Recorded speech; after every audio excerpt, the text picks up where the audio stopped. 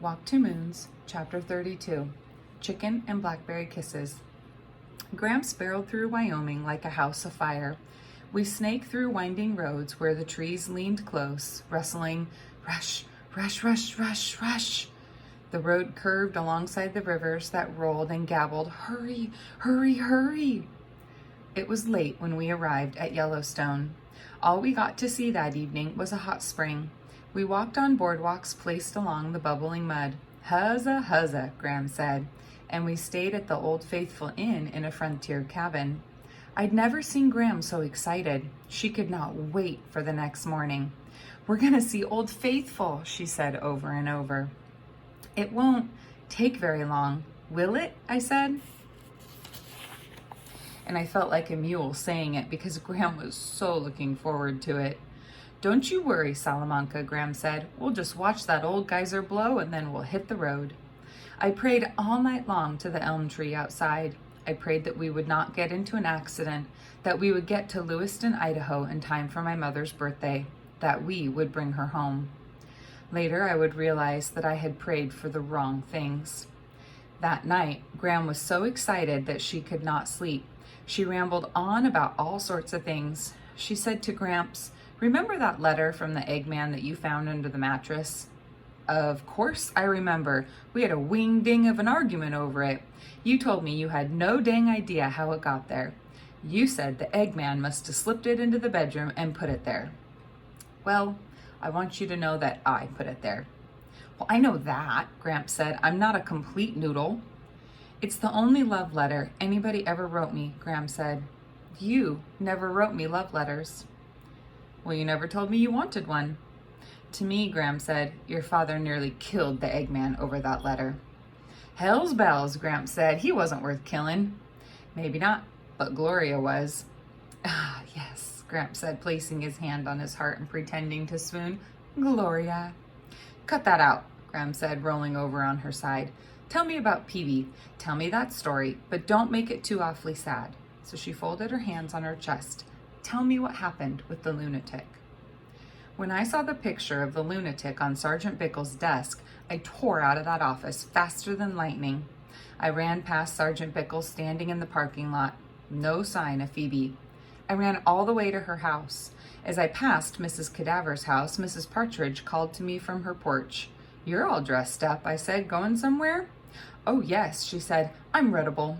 And she tottered down the steps, swinging her cobra cane in front of her. "Are you walking?" I asked. She reached down and touched her legs. "Isn't that what you call it, when you move your legs like I'm doing?" "No, I meant, are you walking to wherever you're going?" "Oh, no, it is much too far for these legs. Jimmy's coming. He'll be here any minute." A car pulled up in front of the house. "There he is," she said. She called out to the driver. "I'm readable. I said I would be, and here I am." The driver leaped out of the car.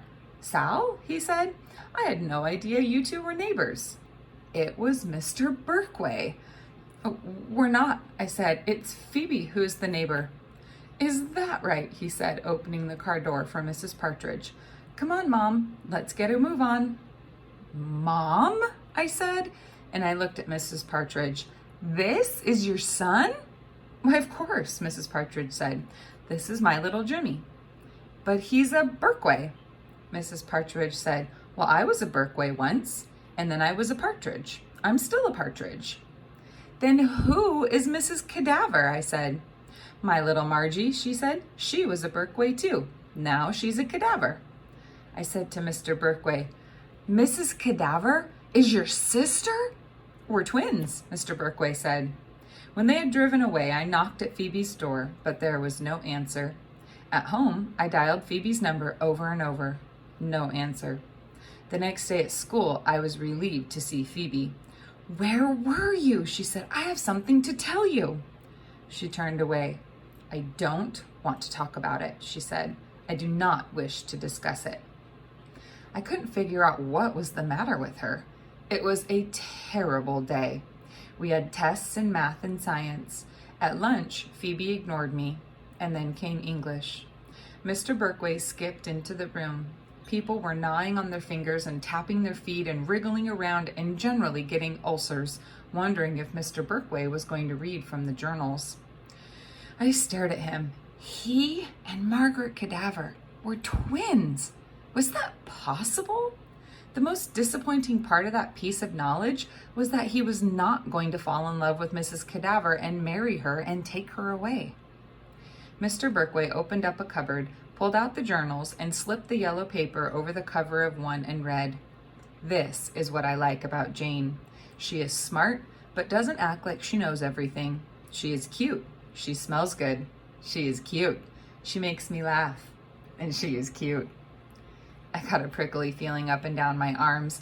I wondered if Ben had written this about me, and then I realized that Ben didn't even know me when he wrote his journal. A little buzz was going around the room as people shifted in their seats. Christy was smiling. Megan was smiling. Beth Ann was smiling. Mary Lou was smiling. Every girl in the room was smiling. Each girl thought that this had been written about her. I looked carefully at each of the boys. Alex was gazing nonchalantly at Mr. Berkway. And then I saw Ben. He was sitting with his hands over his ears, staring down at his desk. That prickly feeling traveled all the way up to my neck and then went skipping down my spine. He did write that, but he did not write it about me. Mr. Berkway exclaimed, "Ah, love, ah, life." And sighing, he pulled out another journal and read, "Jane doesn't know the first thing about boys. She once asked me what kisses taste like, so you could tell she hadn't ever kissed anyone. I told her they taste like chicken, and she believed me. She is so dumb sometimes." Mary Lou Finney jumped out of her chair. "You cabbage head," she said to Beth Ann. "You beef brain." Beth Ann wound a strand of hair around her finger, and Mary Lou said, "I did not believe you, and I do know what they taste like, and it isn't chicken." Ben drew a cartoon of two stick figures kissing. In the air over their heads was a cartoon bubble with a chicken saying, "Bawk, bawk, bawk." Mr. Berkway turned a few pages in the same journal and read, "I hate doing this. I hate to write. I hate to read. I hate journals. I especially hate English where teachers only talk about idiot symbols. I hate that idiot poem about the snowy woods, and I hate it when people say the woods symbolize death or beauty or sex or any old thing you want. I hate that. Maybe woods are just woods." Beth Ann stood up. "Mr. Berkway," she said, "I do hate school. I do hate books, and I do hate English. I do hate symbols, and I most especially hate these idiot journals."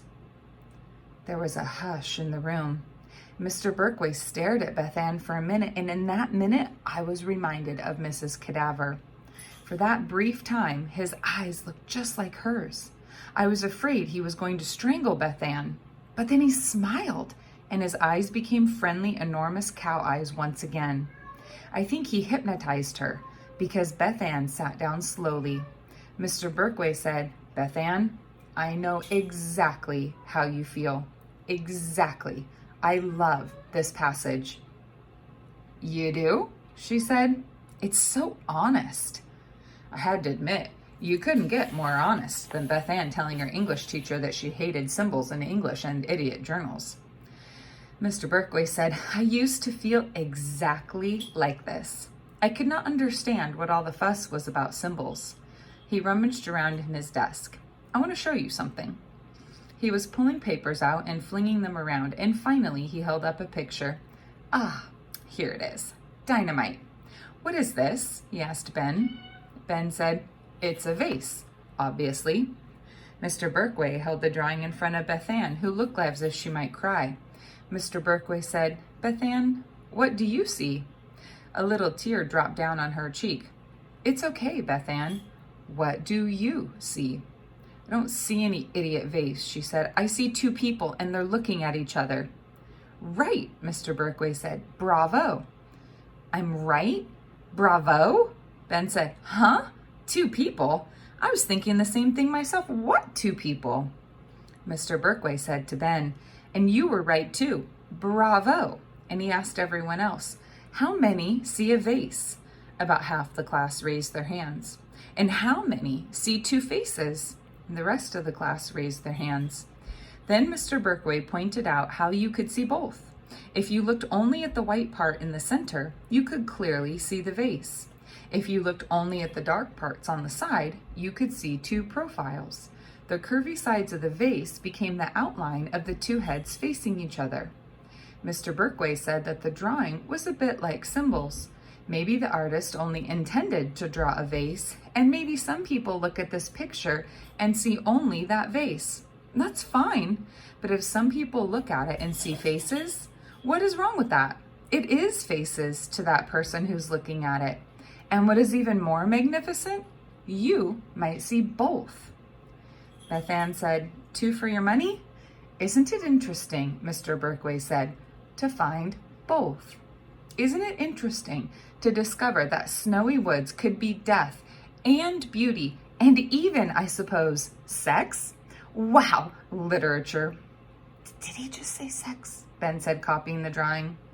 I thought Mr. Berkway was finished with the journals for that day, but he made a great show of closing his eyes and pulling something from near the bottom of the stack.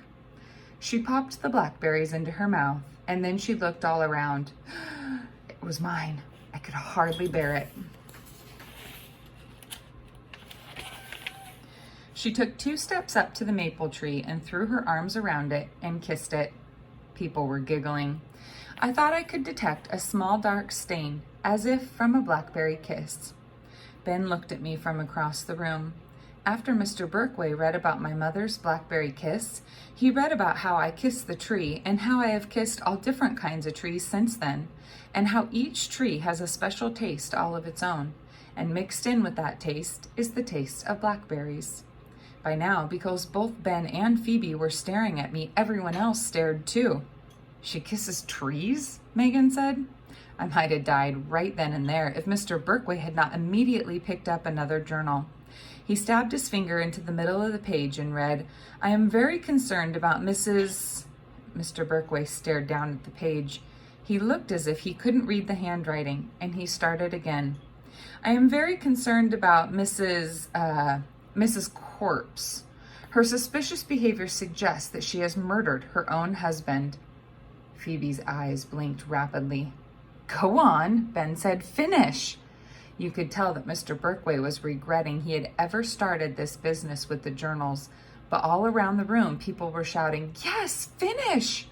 And so he reluctantly continued. I believe she has buried him in her backyard. When the bell rang, people went berserk. Wow, a murder! Who wrote that? Is it real? I was out of that room faster than anything, chasing after Phoebe, and Megan called after me, You kiss trees? I tore out of that building. No, Phoebe. Idiot journals. I thought, gall darn idiot journals.